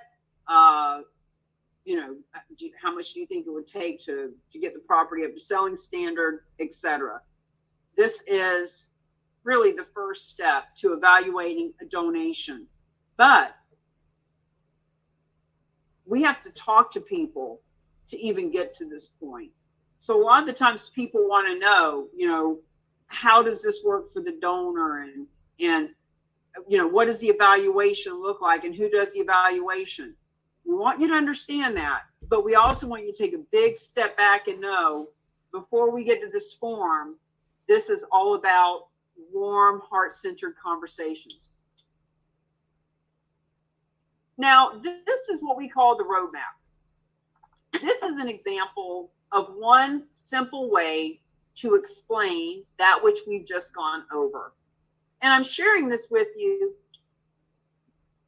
because someone asked me a couple of years ago, do you have a simple way to explain what this looks like? And so we created this. And as you can see, Michael DeShavi is on here. This is branded for him. God's Love We Deliver is a nonprofit that he likes to support. So I'm going to show you how simple it is to explain the basic concept. And as a champion, when you come to the trainings and the strategy calls, and you have us at your avail to ask questions, etc., we go through classes to teach how this works. So, number one, there's a donation. Now, how that donation got here, why that person is donating. Was it a donor of God's love we deliver? Was it a friend of a financial advisor? That's a different conversation. This is just explaining the process. So number one, property donor. 80% do it because they love their nonprofit. 20% do it for the tax advantage. But now that they're here, number two, it gets donated to the specialized nonprofit who takes title and assumes all the risks. They pay off mortgages. They handle the IRS documents. They take on the responsibility of this property. Number three, now that the specialized nonprofit has the property, hot potato, got to get rid of it. So they list it with a real estate agent. In our world, they list it with a certified charitable real estate specialist because they know how this works. So number three, it's listed just like any other listing in this country. Only now, when it sells, we go down to number four. Now, proceeds from this gift are granted to the nonprofit that the donor wants to have it. Whether it's one nonprofit, divvied amongst 3 nonprofits, 10 nonprofits, maybe it's put into a donor advised fund, whatever the donor wants done with it. But the point is at number 4, the money is granted out. And then number 5, for people who are working with us, we suggest cause marketing campaign, social responsibility campaign. Let the media know what's going on. Take a picture in front of that property. Get interviewed. Let people know, hey, when 123 Main Street in Chicago sells, there's $872,000 going to the soup pantry in Philadelphia or wherever. Like, promote, position, partner, promote, financial advisor, nonprofit, real estate agent, everybody, social media, email, let people know. Because when you do, you rinse and repeat. And now that it's out in the news, it starts over at number 1. Somebody else finds out that that soup kitchen can take donations of real estate, or that that real estate agent is a certified charitable real estate specialist. When we did our book launch in Sarasota and we were interviewed and we showed up in the Business Observer, Goodwill saw our positioning, saw our story. They reached out and they said, hey, we have 200 nonprofits that we would love for you to teach about this. That's why we're doing that breakfast with them next week on the 28th. So the roadmap is just to show, number 1, there's a donor of real estate. Number 2, specialized nonprofit takes title and all financial responsibility.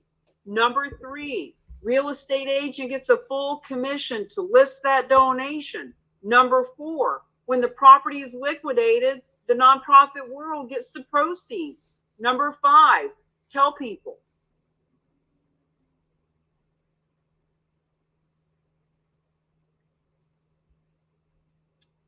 So we've got one more section where we're going to talk about how we support you, what kind of training you can get, scripting, emails, blah, blah, blah. We'll talk about that in just a minute, but I just want to see if anybody has a question.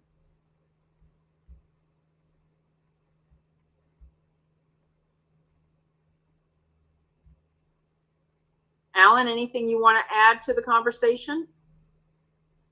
I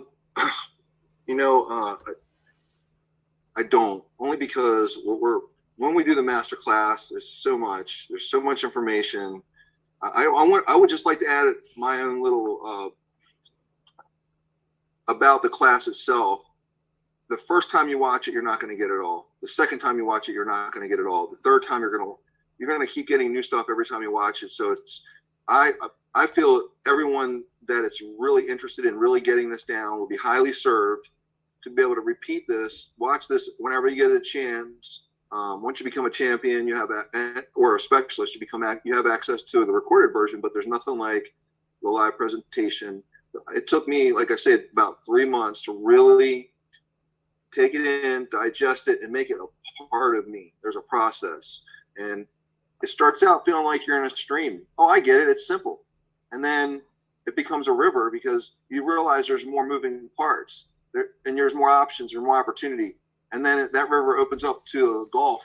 And then you're like, wow, holy moly, this is much broader. And I can talk to even for-profit organizations. And then you're out in the sea now and you're like, this is way bigger than I really originally understood. And that's how it just seems to grow like that. And I just want to impart that repeat, wash, rinse, repeat, like watch the 101s, attend the master classes, stay engaged with us, show up on the Wednesday Q&A, show up for the Thursday strategy sessions. I mean, it's all development. It's all development.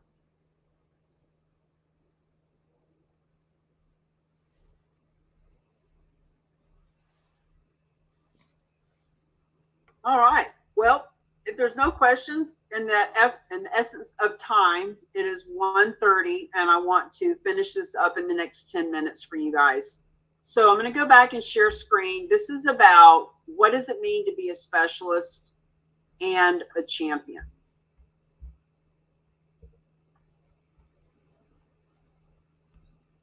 So we want you to pick your path. We know that if you're here and spending this much time with us, that you have an interest in doing something with what we're talking about. So Dr. James, as we have mentioned, has written the foreword for our book. And sometimes I even play the recording of him reading this for us. So when you get the book, Real Estate is Hot, Fundraising is Not, one of the things I always tend to forget is that it's also got the recorded version in it. So I read the book and I've got Dr. James reading his introduction, and he says it perfectly. The numbers are clear. Transformational philanthropy comes from major assets like real estate, but numbers aren't the problem. The problem is action. People can understand the idea and nod their heads at the numbers, but then nothing. They don't act. The disease is inertia and fear. The cure, you're reading it right now. You're in the class right now. This is the cure to that inaction. So, you know, when we talk about being a specialist or a champion, specialist is a special knowledge. You've just learned a lot of that knowledge right here, but a champion is someone who's actually taking action. So to become a specialist, it's really simple. You've taken this master class. As a specialist, you get access to the recorded versions. We've got a couple of versions of this master class recorded in an online portal. You can watch it anytime you want to spend 3 hours hearing about it again. So you've got the online version of the class. You become certified. You take a test based on the information you just learned here. And when you get 80%, and I've never seen anybody fail yet, it's pretty simple, but you know, you had to have been in the class to know it. You become certified. Then you're featured on the national database that we have talked about so that you can start to be found as a charitable real estate specialist. And you get access to the specialized nonprofit 3 times a month. The first, second, and third Wednesday of the month, they do what we call open office hours, where you come and talk to them about any and all things charitable gifting of real estate. I'm going to actually take you over. It's $400 for the annual membership. I want to show you where to go to do this. So you'll notice here, therock.com/store. Alan, if you want to put that in the chat, please. When you come to the store, the master class, some people don't want to take the time to come live. They bought the master class. It's $47 to buy just the class and not come live. But don't worry about that. You've already taken the class. When you become a specialist, the recorded version of the class is part of what you are purchasing. So when you click on Learn More, you'll see what I just mentioned. Office hours, map, get certified. You click here and you can invest $400 for the year. Now, let's talk about Champion for a minute, because this is where we start to work with you, to take your hand and teach you. So I'm going to go through a few different topics that we go over in the Champion package that also includes social media, Zoom background, stuff like that. So the 5 keys is a whole training of its own, talking about your warm market versus cold market, the diamonds in your own backyard. So back to Nikki's question about how do I talk to so-and-so, there's a lot of trainings about how to talk to so-and-so. Research, reach out, relationship build, never be alone or unknown again. This is about how to reach out to people before you even get on a Zoom or go to a nonprofit or go to a networking event. We talk about how to set intention. So before you pick up that phone, before you walk into that nonprofit, before you go to that networking event, how do you set your intention? Pay attention to what you're saying, your body language, and create the retention of all the things that you're looking to acquire here. Do what you do best, refer the rest. We talk about how to leverage these resources. And by the way, friends, Goodwill and Easter Seals next week on the 28th, this is what we are really bringing to our champions to leverage this resource. We have really positioned ourselves as the real agents of change to the point where these big organizations are asking us to come speak. You take advantage of that. You have your nonprofits come sit in on that. That's how you leverage the resources. How to start conversations. Big question. 4 S's. Story, story, story. Stop talking. Share a story with people. We explain to you how to do that. How to share with them what you learned about today. Heart, head, hands. Talking to people from your heart. So often we start talking with our head and statistics and stuff that people aren't even hearing if you don't start with your heart. There's so many different topics. Don't confuse people. The seed analogy. Guys, we're planting seeds. Some people need a tax deduction right now before the end of this year, period. And some people are seeds that need to be planted for them to hear about this 2 or 3 times or come to a presentation. That's okay. We help you with that. We are going to help you to build your net web of net wealth. My first book, Mingle to Millions, we talk about net web. Top 10 purposeful, profitable promotion partners.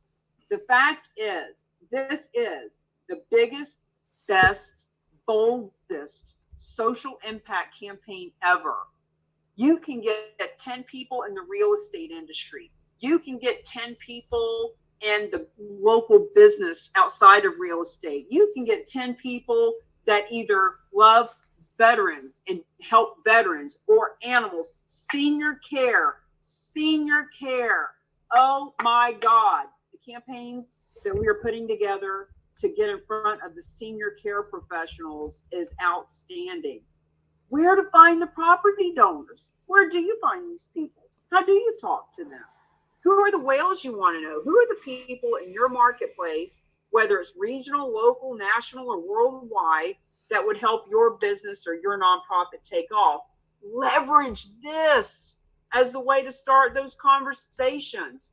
We do trainings on how to do those 101 presentations. So therock.com/101, all 4 of those presentations on there, you'll gain access to them, and we'll teach you how to do the presentations yourself. Top 10 questions and how to answer them.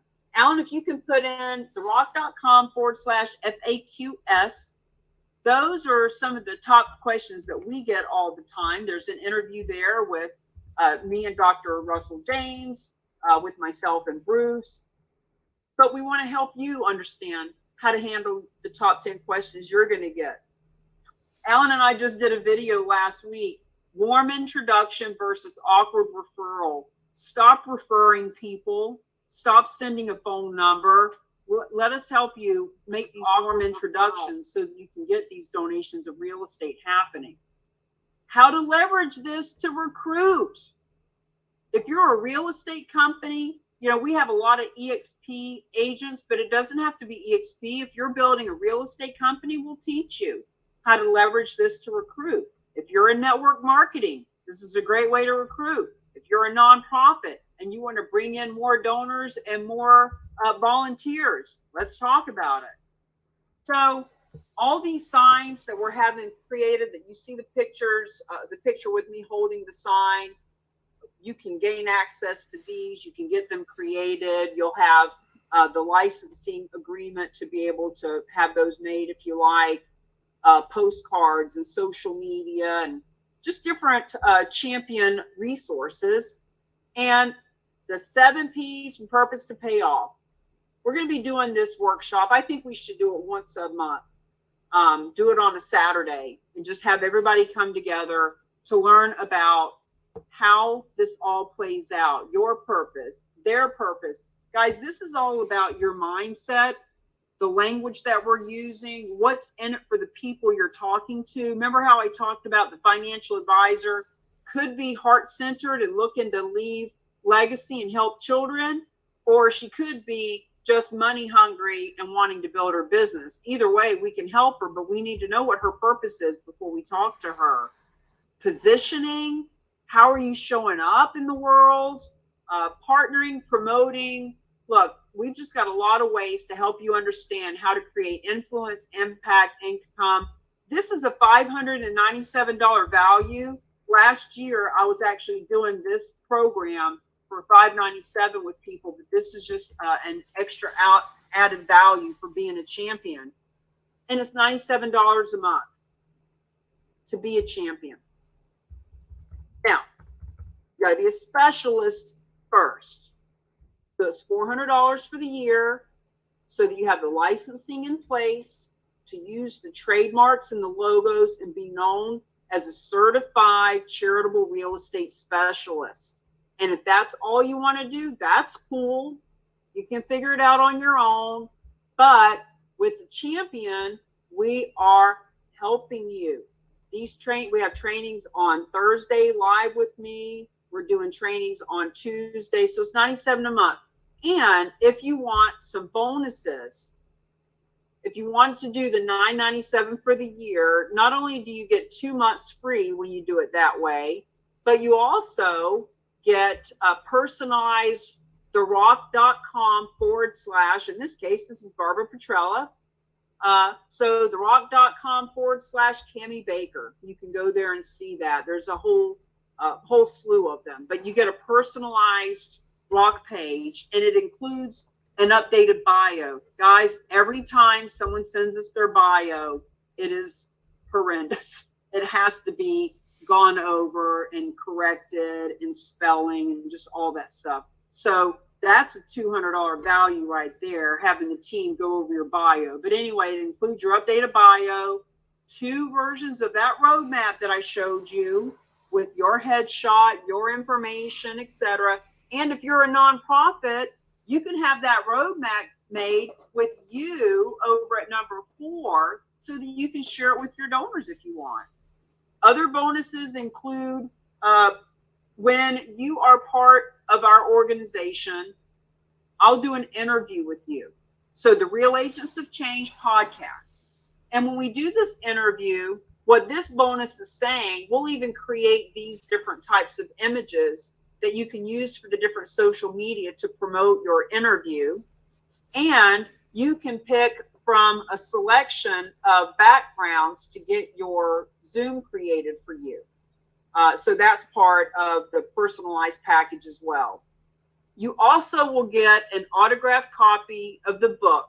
So the book is $25 and it's $5 shipping and handling. But if you do the $997 annual champion, then I'll send you the book for free, autographed. And I'll also do a one-on-one 30-minute strategy session with you to really understand, before you start talking to people, before, you just say too much or too little, let's have that chat together. So once again, oh, and the cause marketing campaign. So all those flyers we showed you earlier of all those for-profits and nonprofits that I was working with long before I knew about charitable gifting of real estate, we used to call them cause marketing campaigns. And I used to sell this thing all day long for $9.97. And in this campaign, these are the different topics. And even though I'm not encouraging you to go get an event space or go find a golf course where you can do your golf tournament, there is a lot of really pertinent information here about who to talk to, what to say, how to say it, how to leverage what you're doing for the nonprofit world to build your business. Been doing this for years. It's just that now we do it through leveraging gifts of real estate. So this, Alan, I should have you watch this. You would really enjoy this whole campaign, and it's free.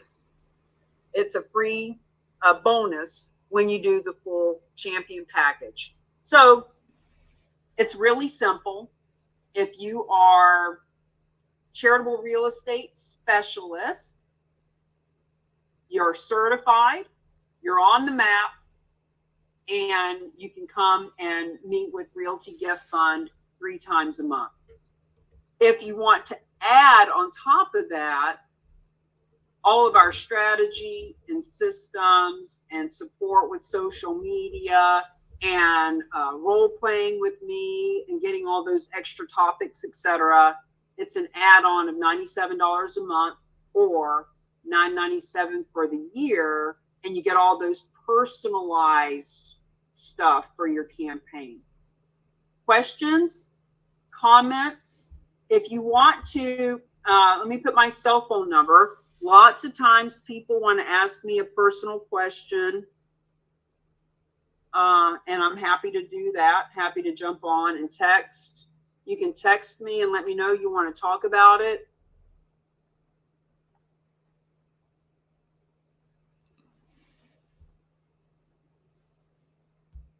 Sam or Barbara or Bo, do you guys have anything to add for our new people? How are you? Been with us a little while. Can you hear me? Can you hear me, Cammie? Sam is usually doing something with Clubhouse and other things in the background. Does anybody have any questions over there, Sam?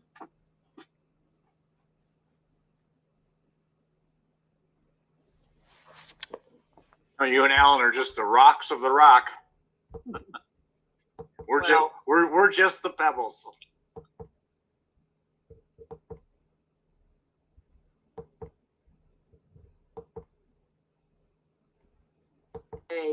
We are creating CE course, and the first state that is getting approved is in Florida.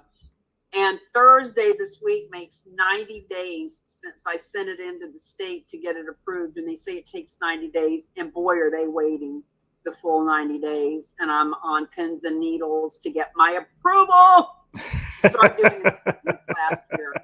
But I found out that I can actually, now that I've done the heavy lifting and the hard foundational stuff to create the CE class, it'll be pretty simple to get it approved in other states. So we're also looking for partners who want to teach this in other states. You don't have to be a realtor to teach. As a matter of fact, Dave Kidder, speak up. That's you. Well, we've got a woman out in Colorado who's not a realtor. She's not a financial advisor. She's not a nonprofit, but she wants to leverage charitable real estate to get in front of hundreds of nonprofits because she does therapy and stuff and they need her help. So what better way for her to be seen than to actually teach this class and just meet hundreds of, I mean, I even see it as us doing the charitable real estate CE class at the nonprofits. You know, imagine a church that wants to spread the word about charitable real estate. They could host a class where the realtors are getting 3 hours credit for being there, and they can have 30 realtors in their church, not only learning about this, but seeing the church and meeting them or the veteran group or the soup kitchen. So I could go on and on about it. I just want you guys to know these are things that we're adding that we need people around the country to help us with. I can do Zooms till my face falls off, but I need people out there that want to do it too. So, Tammy, this is Barbara. hey, Barb. Hey, I agree with everything that has been said, and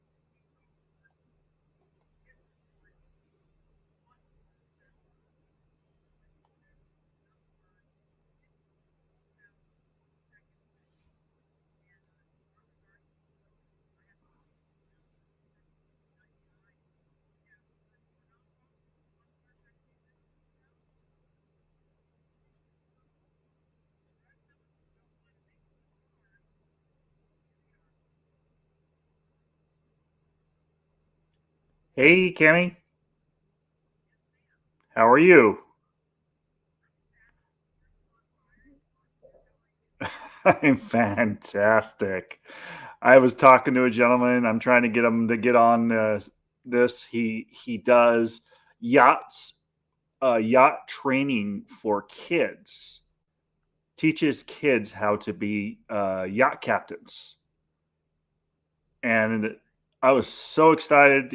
And he's got somebody that's got a multi-million-dollar property that we're gonna definitely hook up and get that thing sold for him.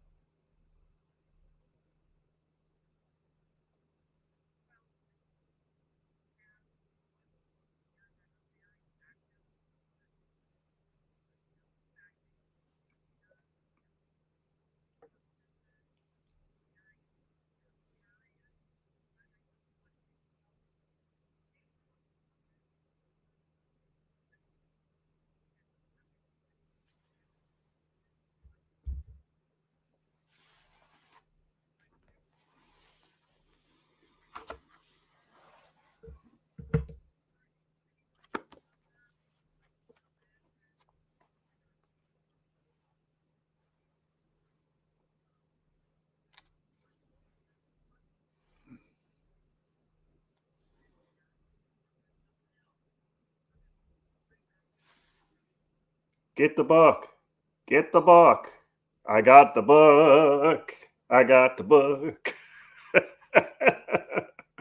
TakeTheFunding.com. TakeTheFunding.com.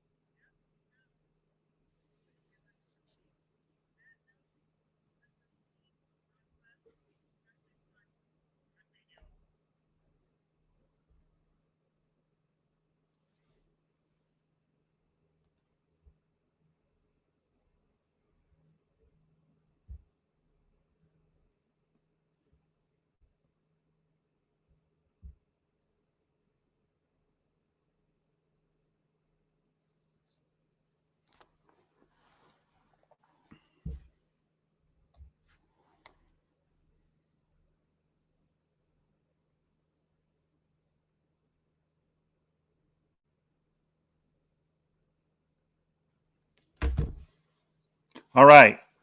Thank you so much for watching Charitable Gifts of Real Estate Masterclass. This is your captain, Sam Silver, eXp Realty, 661-621-5340, or you can go to my website, samsilverhomes.com. If you want to look at all my social media, go to www.sam, capital S, 10k.com. Thank you. I appreciate all of you, and we will catch you on my next stream. God bless. Take care.